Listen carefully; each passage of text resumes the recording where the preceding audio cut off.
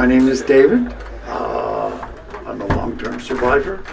I've lived in San Francisco since the mid-70s. As my shirt may show, I'm one of the longest surviving volunteers for Gay Pride. My roommate came home in '81. He was a doctor that was sitting in the room of the doctors who first realized we had this gay-related cancer, and he told me about it, and he said, "We've heard about this new thing. It's only getting gay guys and some people from Haiti, I guess it was, and drug addicts, and so they're trying to figure it out." And well, that started it. I dealt with my first death in '82. Between '82 and '85, lost count. In that period of time, I worked for a period of time as a shanty worker. I was the longest term practical support shanty volunteer. I did that well, but I helped facilitate the comfort of more than, I think I had 19 people that I worked with. Help them at the end of their life be more comfortable. I had more than one lover die of AIDS. When I was somewhere in my mid-30s there and this was going on, I was at a seminar for gay guys like myself in dealing with this disease, and I remember someone says, "Oh my God, you know, who wants to be 40 and gay?" Boy, my hand went up so fast. And I said, "Why?" I said, "Because that means I'll still be alive." Well, in about '86, cashed in all my financial chips and took a wild, someone called a fuck tour across the U.S. Totally safe, totally safe. But I had sex with a lot of men in a lot of places and in a couple of countries. And it made me kind of, when I came back from that 6 weeks, I realized, okay, I'm still alive now and I'm going to keep living as long as I can.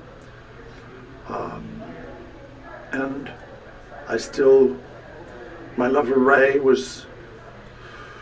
her relationship was faltering, and I was ready to leave him and say, okay, this isn't working, we need to go on. And then he came home one day when I was ready to tell him, and then he says, "Rachel, I have AIDS." Well, I changed my plans and lived with Ray for 3 more years till he died. AIDS helped my family, some of my family, realize how real my relationship was. My mother was on a trip in Germany when Ray died, and I called my dad, and Dad says, okay. And then he called Mom in Europe, and Mom says, "You should have called me."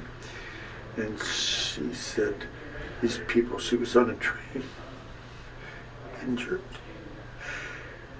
and she told these people, she said, "What's wrong?" And she said, "My son-in-law died." Mother told me this later. She goes, still brings tears to my eyes. How many years later? Anyway, it was her son. She had just totally adopted him. So much, in fact, he wanted to make sure that when his obituaries were read, it would listed my parents as his parents, because his biological parents weren't worth a crap. But anyway, so since then I keep going on. I keep wondering, okay, when's my time? And somewhere around 50-something, I said, okay, well, maybe I'll die of something else. Somewhere along the line in there, I was actually on my motorcycle. I was running for a bad truck. Ended up in a hospital bed. 17 fractures, punctured lungs, all kinds of stuff. But I realized I was going to come out of that hospital. But in the time I was in the hospital, nobody was counting. 89 days, 6 hours, and 45 minutes. Nobody was counting. 2 of the people that came to see me were dead before I got out. So I kind of kept going every day. When I got diagnosed with PTSD from Vietnam in the, I guess it was in the 90s, forgot. And I said, God, am I going to deal with this from HIV? And if I'm still around in a few years? And the doctor said, no, because you're talking about it and you're dealing with it every damn day. Well, some years later now, I'm going to be 66 in a month, something like that.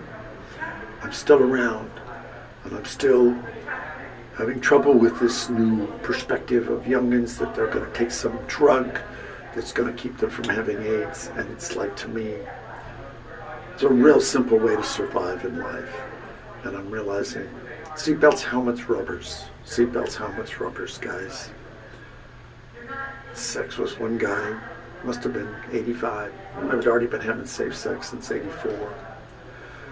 Fuck this guy, good time with him. Read his obituary in the BAR. I was like, oh my God, they must be working, the rubbers. Well, I've lived life. I'm on my third generation of friends died.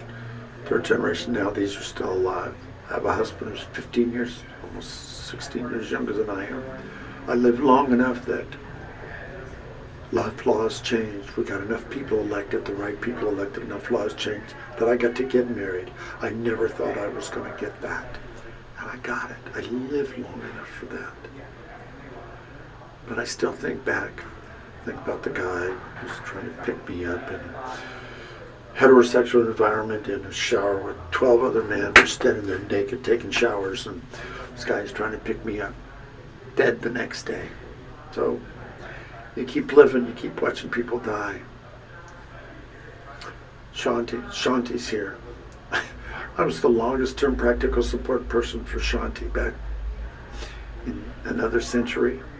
And I had to quit being a Shanti worker because on the last day after 5 years, one time I had to call and get someone to come take care of my lover while I was going to help someone else. And I realized, God, he said, we were wondering when you were going to crack.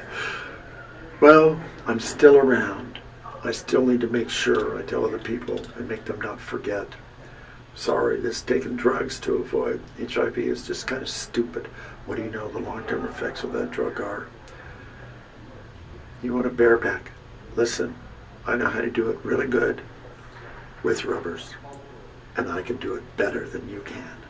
Because I'm in my 60s. I know how to do it. That's what I want to tell young people. You know, I know how to do it. I know how to do it really good. And I didn't do it on my pretty looks, obviously. But I'm still here. I'm still around.